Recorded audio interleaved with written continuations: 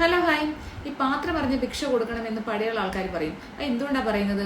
ഈ പാത്രം പറഞ്ഞ് ഭിക്ഷ കൊടുത്താൽ ഭിക്ഷക്കാരൻ ആരാണെന്ന് അറിയുന്നത് നമ്മൾ ഭിക്ഷ എടുത്ത് കൊടുക്കും, ആ കത്തി കൊണ്ടുവന്ന് നമ്മുടെ കഴുത്തിലായിരിക്കും വെക്കുന്നത്, നമ്മൾ അതോട് ഇത് ക്ലോസ് ആവും.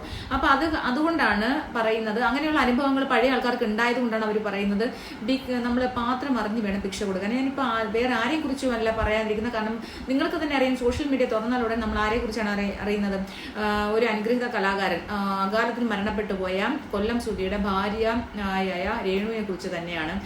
ഭയങ്കര നന്ദികേടിന്റെ അങ്ങേയറ്റമാണ്. നമ്മളൊരു കിടപ്പാടം എന്ന് പറയുന്ന ഒരു വീടെന്ന് പറയുന്ന ഏതൊരു മലയാളി ഏതൊരു വ്യക്തിയുടെയും ഏതൊരു സാധാരണക്കാരൻ്റെ ഒരു സ്വപ്നമാണ്. സാധാരണക്കാരൻ്റെ അല്ലെങ്കിൽ പണക്കാരൻ്റെ ഒരു സ്വപ്നമാണ് ഒരു വീടെന്നൊക്കെ പറയുന്നത്. അപ്പോൾ ഒരു സാധാരണക്കാരൻ്റെ ഒരു വീട് വെക്കാൻ വർഷങ്ങൾ 10-15 വർഷം ഗൾഫിൽ അവിടെ ഇവിടെയൊക്കെ പോയി ജോലി ചെയ്തിട്ട് എന്നിട്ട് ബാക്കിയുള്ള ലോണും കൂടി എടുത്തിട്ടാണ് അവരൊരു വീട് വെക്കുന്നത്.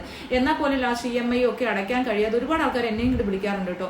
ഈ കേസ് കാര്യങ്ങൾ EMI അടയ്ക്കാൻ പറ്റുന്നില്ല. അപ്പം അങ്ങനെയുള്ള ഒരു സാഹചര്യത്തിൽ എത്രമാത്രം ഒരു വീട് നമുക്കൊരു ഒരാൾ നമുക്ക് ഉണ്ടാക്കി തരുമോ, അല്ലെങ്കിൽ കുറച്ച് ആൾക്കാർ ചേർന്ന് നമുക്ക് ഉണ്ടാക്കി തരുമോ എന്ന് പറഞ്ഞാൽ നമ്മളത് സ്വർഗ്ഗതുല്യമായിട്ടാണ് വിചാരിക്കുന്നത് അല്ലേ.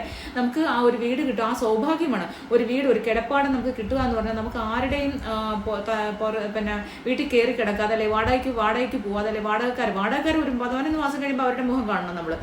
മാറിയില്ലെങ്കിൽ അല്ലെങ്കിൽ എന്തെങ്കിലും ഒരു പ്രശ്നം ഉണ്ടെങ്കിൽ, നമുക്കൊരു പട്ടിക്കുട്ടി ഉണ്ടെങ്കിൽ, അല്ലെങ്കിൽ നമ്മുടെ ഒരു കുഞ്ഞു ഭിത്തിയിലൊന്ന് വരച്ചാൽ തന്നെ നമുക്ക് അവരുടെയൊക്കെ മുഖം മാറും. അപ്പം അങ്ങനെയുള്ള ഒരു സിറ്റുവേഷൻ ഒന്നുമില്ലാതെ നമുക്കൊരു സ്വന്തമായിട്ടൊരു കിടപ്പാടം കിട്ടുക എന്ന് പറഞ്ഞാൽ ഏതൊരു മനുഷ്യൻ്റെയും സ്വപ്നമാണ്.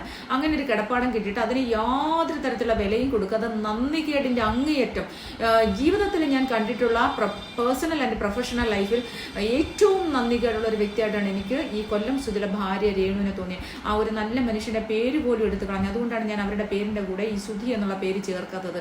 അങ്ങേരുടെ പേര് പോലും നശിപ്പിച്ചു എന്നുള്ളതാണ്. എന്തുമാത്രം മോശമായിട്ടുള്ള വർത്താനങ്ങളും അഹങ്കാരവും.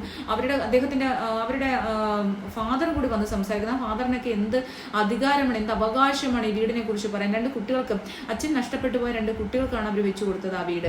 ആ 2 കുട്ടികളിൽ ഒരു കുട്ടി അവിടെ ഇല്ല. ആ കുട്ടി വന്ന് ആ വീഡിയോ എടുത്തതൊക്കെ നമ്മൾ കണ്ടതാണ്. അപ്പോൾ എന്നിട്ട് ഞാൻ എല്ലാത്തിൻ്റെയും ഡീറ്റെയിൽ വീഡിയോ ഞാൻ ചാനലിൽ ഇട്ടിട്ടുണ്ട്. എല്ലാവരും വന്ന് കാണുക. താല്പര്യമുള്ളവർ കണ്ടാൽ കേട്ടോ. കാരണം എൻ്റെ ഈ ഒരു മീഡിയ വൈബ്സിൽ ആദ്യമായിട്ടാണ് ഞാൻ ഇതിനെ കുറിച്ചിട്ട് ഞാനൊരു റിയാക്ഷൻ വീഡിയോ ഇടാമെന്ന് വിചാരിക്കുന്നത്. അപ്പം ഞാൻ ഇട്ടിട്ടുണ്ട്. നിങ്ങൾക്ക് ഇഷ്ടമുള്ളവർ